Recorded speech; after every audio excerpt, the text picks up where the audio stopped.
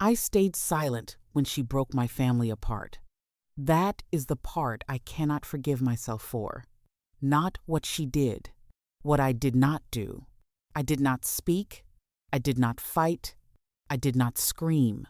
I just stood there, like a tree in a storm, letting the wind take my branches, letting the rain wash away my leaves, letting her tear apart everything I had built. I am Eleanor. I am 67 years old. I am a mother of 2 daughters and 1 son. I am a grandmother of 4.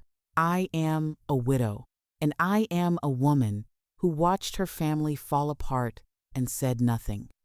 Her name is Claire, my daughter-in-law, my son's wife, the mother of my 2 grandsons, the woman who came into our family like a beautiful storm. And I let her. I let her because I did not want to cause trouble. I let her because I wanted my son to be happy. I let her because I thought silence was peace. But silence is not peace. Silence is surrender. It started small. Everything starts small. A comment here, a look there, a conversation I was not invited to, a holiday gathering where my place at the table was given to someone else. Small cuts, tiny paper cuts, the kind you do not feel at first, but over time they bleed. Over time, they scar. My family was close once, before Claire, before the silence. We had Sunday dinners at my house every week. My daughters, Sarah and Rebecca, would bring their families. My son, Thomas, would come alone before he met Claire. We would laugh. We would argue about politics. We would eat too much and stay too late. Those were the good years. The years I thought would never end. Then Thomas brought Claire home. She was beautiful. Long red hair, green eyes, a smile that lit up the room. She was smart. A lawyer. She wore expensive suits and spoke like she was in a courtroom, even at dinner, even at Thanksgiving. Even when no one was arguing with her, I wanted to like her. I tried to like her. For Thomas, for my son, for the sake of peace. But something felt wrong. Something I could not name, a feeling in my gut, the same feeling I had when I was a girl, and my mother told me, "Eleanor, if something feels off, it probably is." I ignored that feeling. I swallowed it. I told myself I was being paranoid. I told myself I was just a protective mother. I told myself that Claire was good for Thomas, that she made him happy. That happiness was all that mattered. I was wrong. Let me go back. Let me tell you who I was, before silence became my only language. I was born in Pennsylvania, a small town called Lancaster, farm country. My father was a farmer. My mother was a teacher. We had a simple life, hard work, early mornings, Sundays at church. I learned early that family is everything, that you protect your own, that you fight for the people you love. I met my husband William when I was 20. He was 22. He had just graduated from college. He was going to be an engineer. He was tall, quiet. He did not talk much. But when he looked at me, I felt seen, really seen, like no one had ever looked at me before. We got married a year later. Simple ceremony. My mother made my dress. White lace. Simple. Beautiful. William cried when he saw me. He said, "Eleanor, you are the most beautiful woman I have ever seen." I said, "You have not seen many women, William." He laughed. He said, "I have seen enough. You are the only one I want to look at." We had Sarah first, then Rebecca, then Thomas. 3 children in 5 years. My body was tired. My heart was full. I used to sit on the porch at night after the children were asleep and look at the stars. I would think, this is it. This is happiness. This is what I prayed for. William was a good father. Not perfect. No one is perfect. He worked long hours. He traveled sometimes. He missed birthdays and school plays. But when he was home, he was present. He read bedtime stories. He taught Thomas how to throw a baseball. He taught the girls how to ride bikes. He loved us. I never doubted that. The children grew. Sarah became a nurse. Rebecca became a teacher. Thomas became an architect. They married. They had children. They moved away, but they always came back. For holidays. For birthdays. For no reason at all. Just to sit on the porch. Just to eat my cooking. Just to be together. William got sick when Thomas was 28. Just married, just starting his life. The doctors said it was his heart. Years of stress. Years of hard work. Years of not listening to his body. He died on a Wednesday. In our bedroom. In our bed. Holding my hand. I was 59 years old. A widow. A mother. A grandmother. Alone. After William died, I did not know who I was. For 39 years, I was Eleanor and William. We were a pair, like coffee and cream, like bread and butter. Now I was just Eleanor, and Eleanor did not know how to be alone. My children stepped in. They took turns calling. They took turns visiting. They brought their children, my grandchildren, the lights of my life, Sarah's 2 girls, Rebecca's boy and girl. Thomas was the only one without children. He was focused on his career, on building his architecture firm, on becoming someone. I understood. I was proud of him, but I worried. He worked too much. He did not date. He did not go out. He just worked and came home to his empty apartment. I prayed for him. I prayed that he would find someone kind, someone patient, someone who would see how wonderful he was. Then he met Claire. She was a lawyer at a firm that was designing a new building. Thomas's firm was doing the architecture. They met at a meeting. She argued with him about the window placement. He argued back. She liked that he did not back down. He liked that she was smart. They went for coffee after the meeting. Then dinner. Then more dinners. Then he brought her home to meet me. The first time I met Claire, I made pot roast, my mother's recipe, the one I had been making for 40 years, the one William loved, the one my children asked for on their birthdays. I wanted her to feel welcome. I wanted her to feel loved. I wanted her to know that she was joining a family that cared. Claire arrived 20 minutes late. She did not apologize. She just walked in like she owned the place. She looked around my kitchen. She looked at the pot roast. She looked at the table. She said, "Oh, pot roast, I do not really eat red meat." Thomas looked embarrassed. He said, "Honey, you could have told me." She said, "I did tell you. You were not listening." I said, "That is okay. I have chicken in the freezer. I can make something else." She said, "Do not go to any trouble. I will just have salad." I made her a salad. She ate it in silence. She did not say thank you. She did not say it was good. She just ate it and pushed it around the plate like she was doing me a favor. My daughters came over later, Sarah and Rebecca. They met Claire. They were polite. They asked her questions about her work, about her family, about her interests. She answered short answers, like she was being deposed, like she did not want to be there. After she left, Sarah pulled me aside. She said, "Mom, I do not like her." I said, "Sarah, do not say that. She is Thomas's girlfriend. He loves her." Sarah said, "Something is off. I cannot explain it, but something is off." Rebecca agreed. She said she did not ask one question about us. Not one. She does not care about our family. She only cares about Thomas. I said, maybe she was nervous. First meetings are hard. Sarah said, "Mom, you always see the good in everyone. That is your blessing and your curse." She was right. I do see the good. I look for it, even when it is not there, even when I should be looking at the truth. Thomas and Claire got married 6 months later. Small wedding. Claire did not want anything big. She said big weddings were performative. She said she wanted something meaningful. Just family. Just close friends. Just us. I was grateful. I thought maybe I had misjudged her. Maybe she was not cold. Maybe she was just private. Maybe she was just different.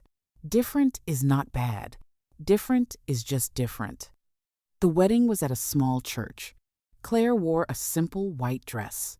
No lace, no veil, just white. She looked beautiful.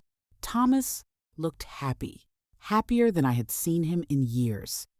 I told myself, this is good. This is what he needs. This is what matters. After the ceremony, there was a small reception at a restaurant. Claire's parents were there. Nice people. Quiet. Her mother, Diane, seemed nervous. She kept looking at Claire, like she was walking on eggshells. I know that walk. I have walked it myself. I tried to talk to Diane. I said, "Your daughter is beautiful." Diane said, "She is strong-willed." I said, "That is not a bad thing." Diane looked at me. She had sad eyes, the kind of eyes that have seen things. She said, "Just be careful, Eleanor. Claire loves your son." I believe that, but Claire loves Claire more. She always has. I did not know what to say. So I said nothing. I smiled. I changed the subject. I asked about the weather, about her flight, about anything but the truth. That was my pattern. Smile, change the subject, avoid the truth. After the wedding, things changed. Slowly, like a tide coming in. You do not notice at first. Then you look down and the water is at your knees. Thomas used to call me every day. After Claire, he called twice a week, then once a week, then once every 2 weeks. He said he was busy. He said work was crazy. He said Claire needed him. I understood. I did not complain. I did not want to be a burden. We used to have Sunday dinners at my house every week. Sarah and her family, Rebecca and her family, Thomas and Claire. It was tradition. It was family. After the wedding, Claire started making excuses. Thomas would call and say, "Claire is tired. Claire has a headache. Claire has to work tomorrow." Then Thomas stopped calling. Sarah would call me. She would say, "Mom, is Thomas coming on Sunday?" I would say, "I do not know, sweetheart. He has not called." Sarah would say, "This is Claire's doing. I know it is." I would say, "Do not assume the worst, Sarah. Marriage is hard. They are adjusting." But I knew she was right. I just did not want to admit it. The first Thanksgiving after the wedding, Claire decided to host. She said she wanted to start new traditions. She said my house was too small. She said her dining room was bigger. I said okay. I did not fight. I packed my dishes.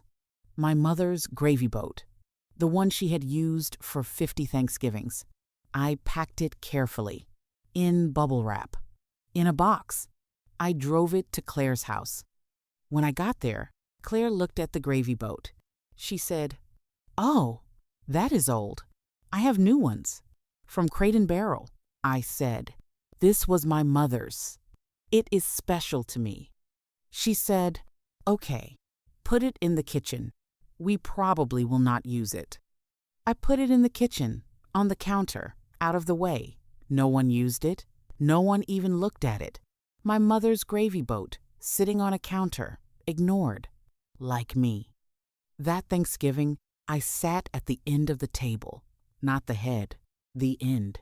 The seat that wobbles, the one no one wants. Claire's parents sat at the head. Her father carved the turkey. Her mother passed the potatoes. I watched. I ate. I smiled.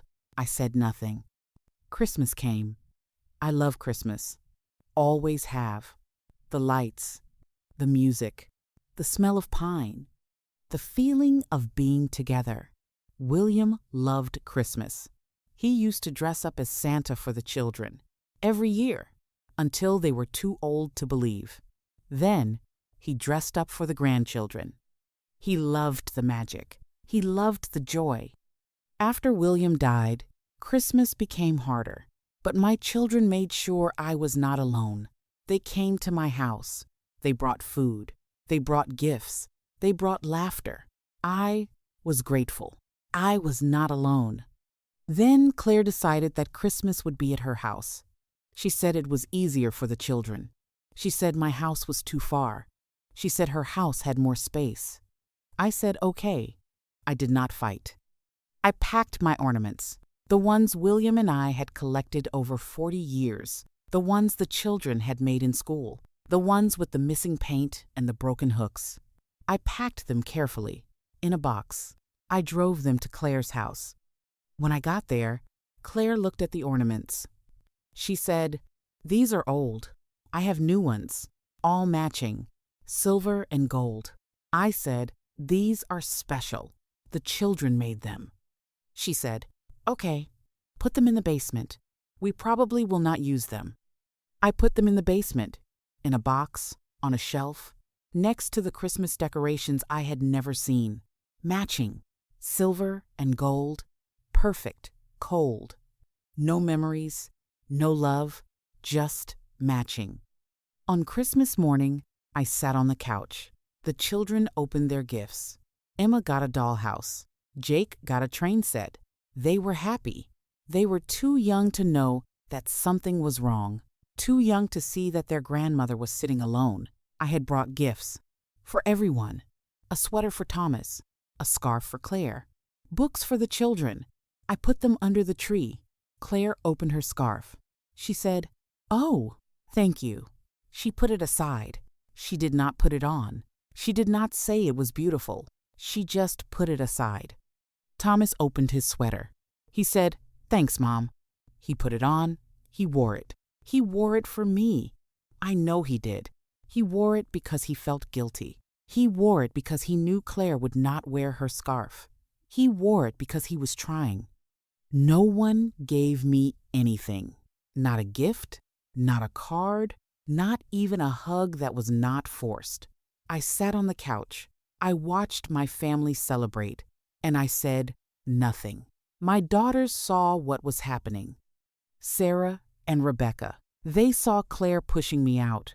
They saw Thomas disappearing. They saw the family breaking apart. They tried to talk to me. They tried to get me to speak up, to say something, to fight. Sarah said, "Mom, you need to talk to Thomas.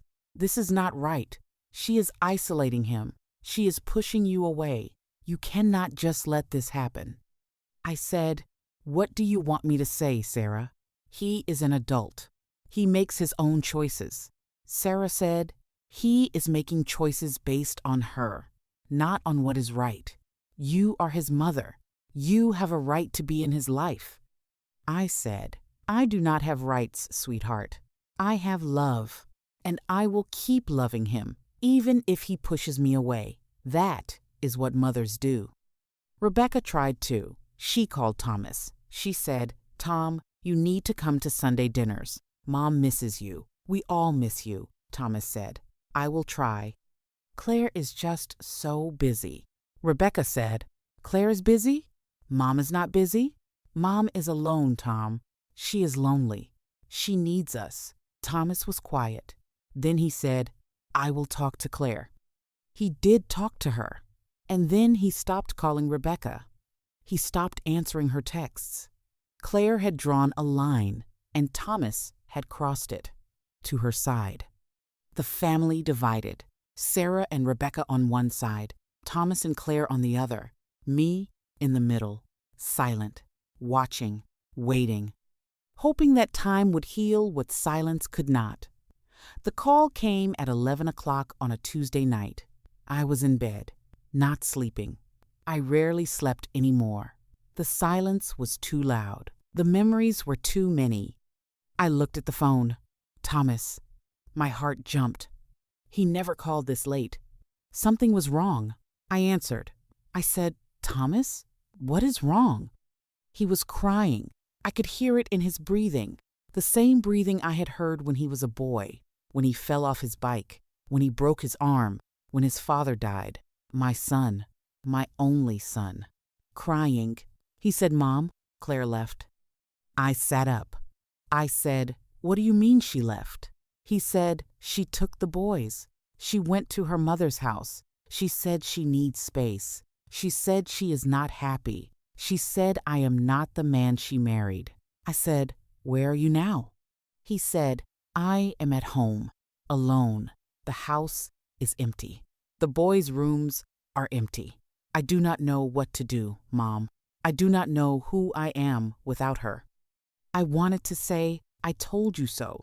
I wanted to say, "I saw this coming." I wanted to say, "You chose her over your family, and now she is gone." But I did not. Because that is not what a mother says when her son is crying. A mother says, "I am coming.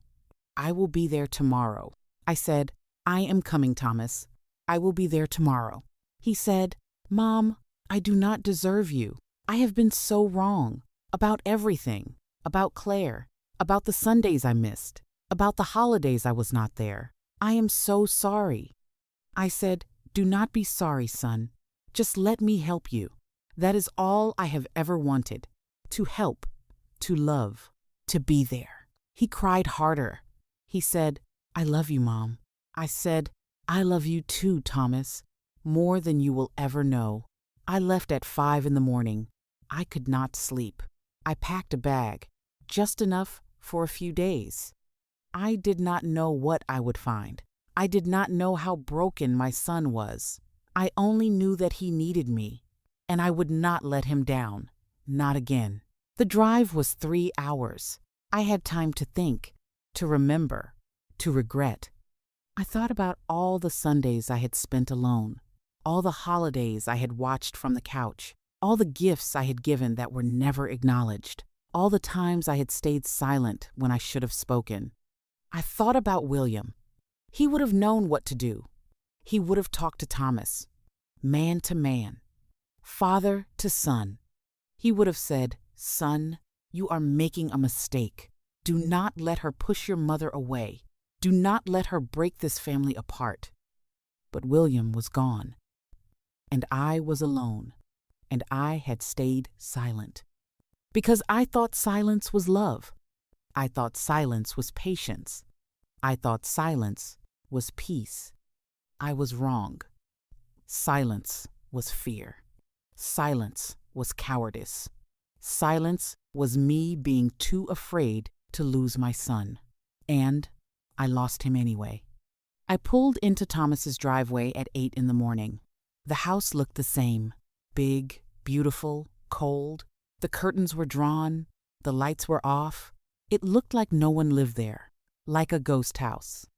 I knocked on the door. No answer. I knocked again. I heard footsteps.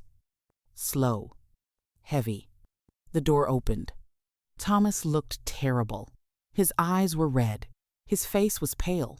He had not shaved. He had not slept. He was wearing the same clothes he had worn to work 2 days ago. He looked 10 years older. He said, "Mom," and then he fell into my arms. He cried. He held me. He did not let go. I said, "I am here, son. I am here. I am not going anywhere." I stayed for 2 weeks. I cleaned the house. I cooked meals. I did laundry. I answered the phone, so he did not have to. I talked to his boss. I talked to his friends. I told them Thomas needed time, that he would be back, that he just needed to heal. Thomas did not talk much. He sat on the couch. He stared at the wall. He watched television without seeing it. He ate without tasting. He was broken, completely broken. Claire had taken everything: the boys, the furniture, the photos, the wedding album, the silverware, the towels, the sheets. She had emptied the house, not just of things, of memories, of love. of him. I found one photo in the basement, behind a box. A photo of Thomas and his father, fishing at the lake. Thomas was 12. He had caught his first fish. William was holding it up. They were both smiling. It was the only photo Claire had not taken, the only one she had missed. I put it on the mantel, right in the middle, where everyone could see it, where Thomas could see it every day, where he could remember that he was loved, that he had a father who loved him, that he had a mother who loved him, that he was not alone.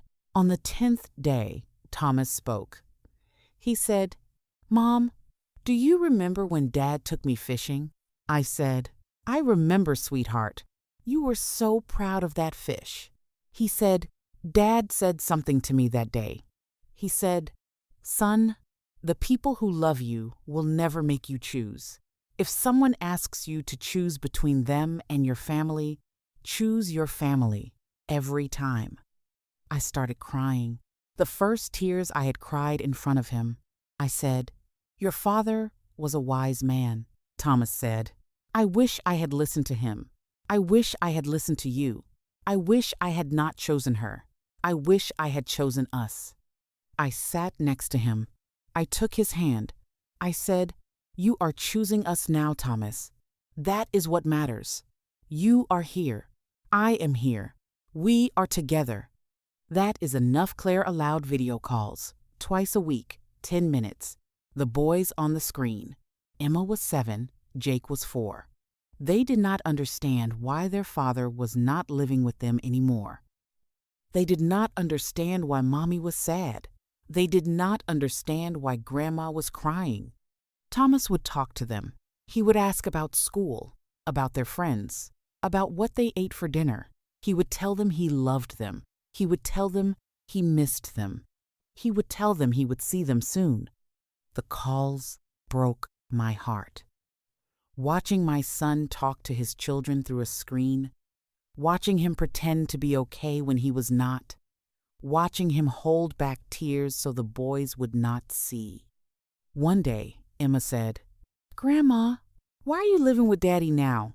I said, "Because Daddy needs some help right now, sweetheart, and Grandma loves to help." Emma said, "Mommy says you are the reason Daddy is sad." I felt my heart stop. I looked at Thomas. He looked at me. His face was pale. He said, "Emma, that is not true. Grandma is not the reason I am sad. Grandma is helping me feel better." Emma said, "Okay, Daddy, I love you." Thomas said, "I love you too, sweetheart, more than anything." After the call, Thomas put his head in his hands. He said, "She is turning them against you, against me, against all of us." I said, "Children are smart, Thomas. They will figure it out. They will remember who was there, who showed up, who loved them.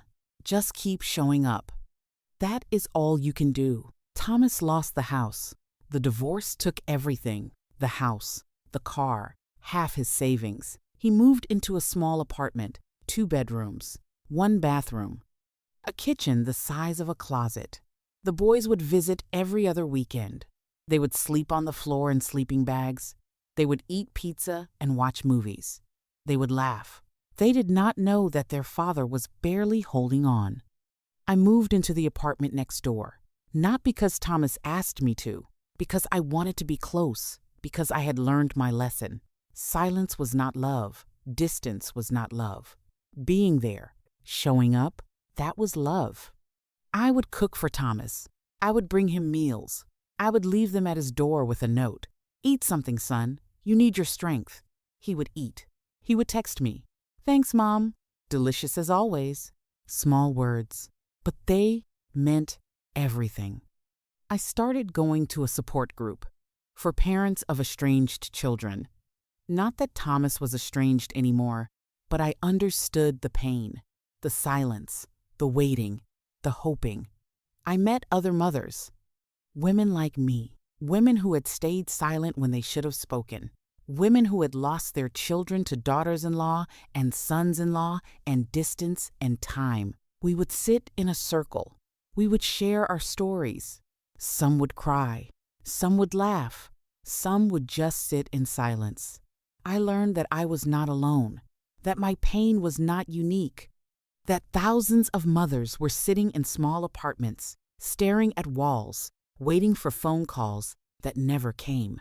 I started speaking at the meetings, sharing my story, telling other mothers that silence was not the answer, that speaking up was not confrontation, that love was not passive, that sometimes the most loving thing you can do is say, "This is not okay. You are hurting me, and I will not pretend that you are not." One night, Thomas came to my apartment. He looked tired. He looked sad. But he looked better than he had in months. He had started therapy. He was taking medication. He was learning to forgive himself. He was learning to forgive Claire, not for her, for himself. He sat at my small kitchen table, the one that wobbles, the one that came with the apartment. I poured coffee, 2 cups, black, just how we both like it. He said, "Mom, I have been thinking about everything, about Claire, about the years I missed, about the Sundays I was not there, about the holidays. I chose her over you. I have been trying to understand why I did that, why I let her push you away." I said, "You loved her, Thomas. You wanted to make her happy.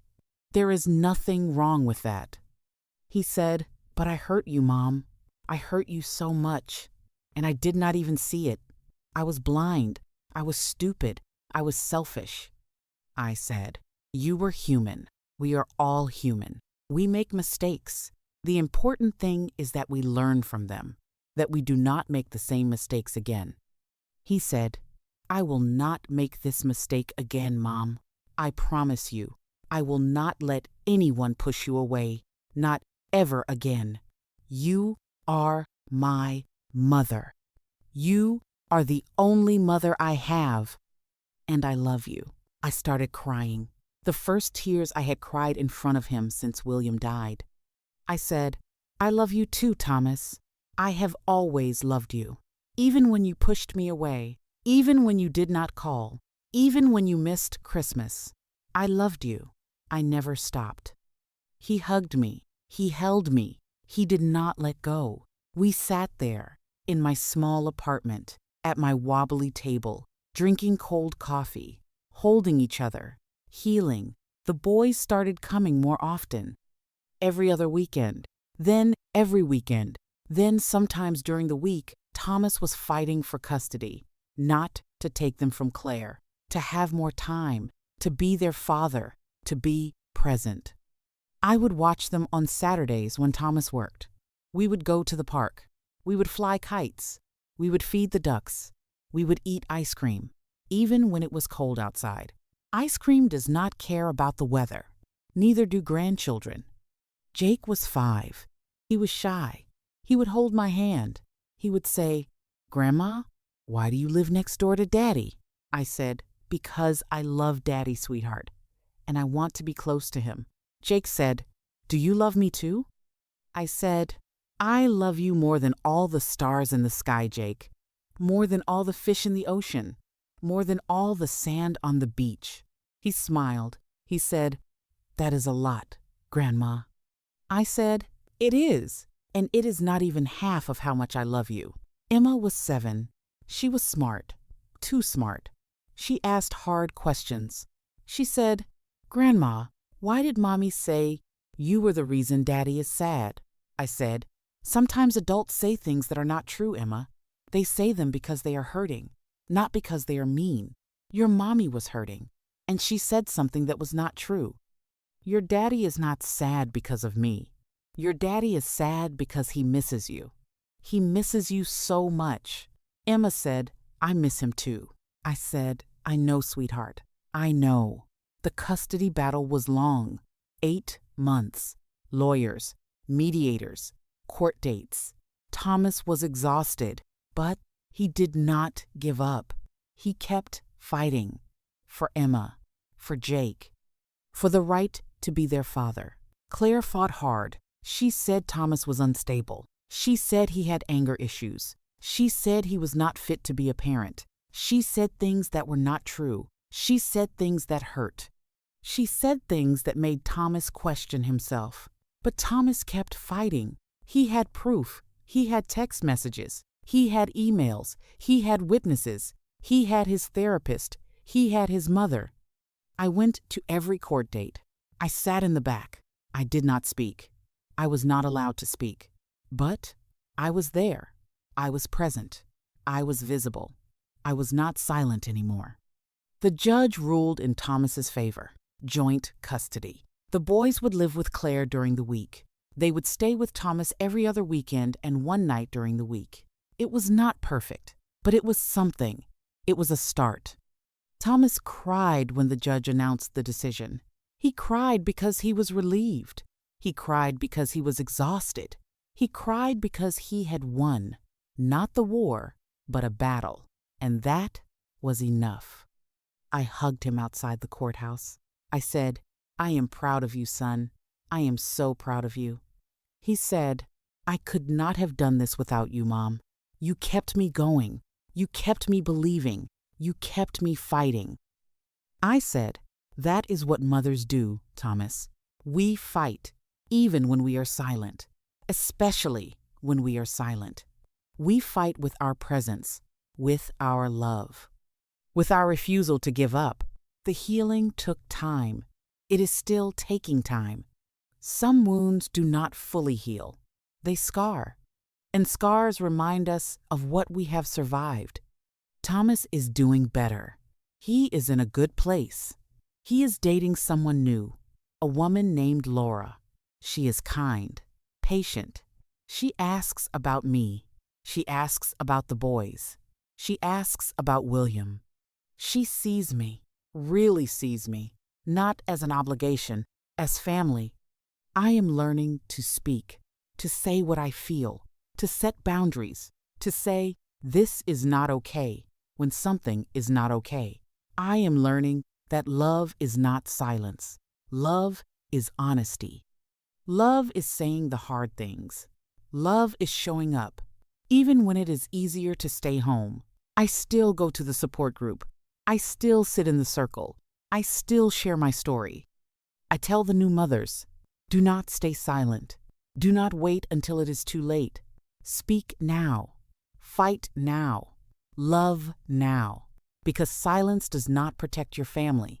Silence breaks it. They listen. Some cry. Some nod. Some hold my hand. Some say, "Thank you, Eleanor. I needed to hear that. I needed to hear it too." So here I am, 67 years old, living in a small apartment with a view of a parking lot. My son is divorced. My daughter-in-law broke my family apart. My grandchildren sleep on the floor in sleeping bags. My husband is gone. My old house is gone. The porch.